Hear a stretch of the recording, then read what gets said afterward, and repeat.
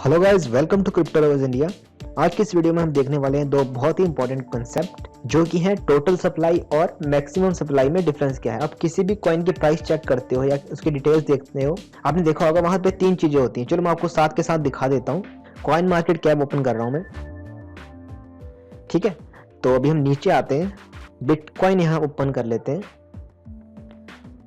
तो गाइस नीचे आ जाएंगे, यहाँ शो मोर पे क्लिक करता हूं मैं। यहाँ पे देखो आपको तीन चीजें दिखाई दे रही है यहाँ पे, circulating supply, total supply and max supply, ठीक है।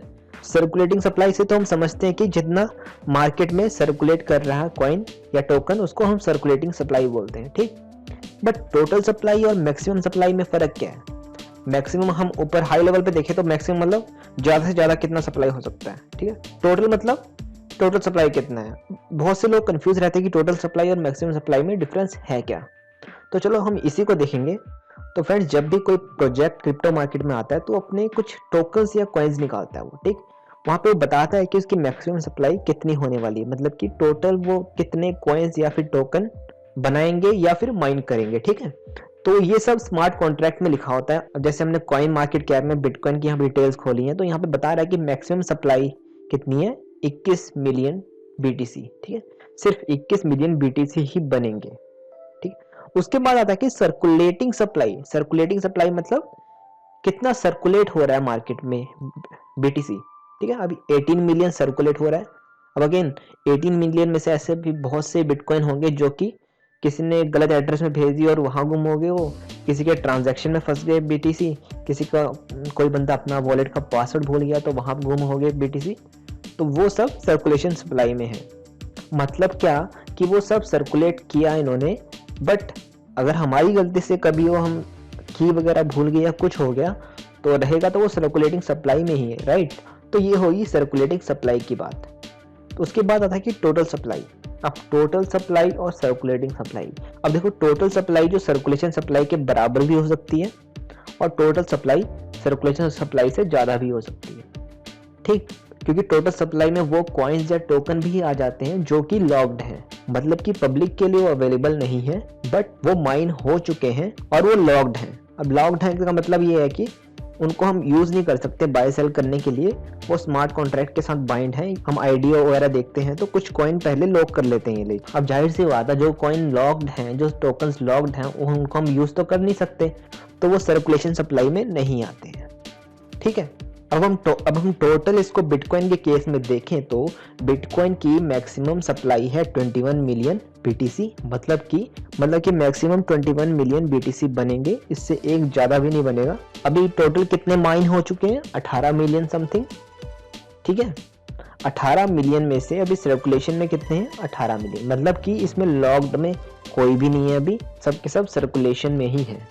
अभी मैं आपको दूसरा केस दिखाऊं। अगर यहाँ पे मैं XRP लिखता हूँ, आपको फर्क दिखेगा, XRP, ठीक है।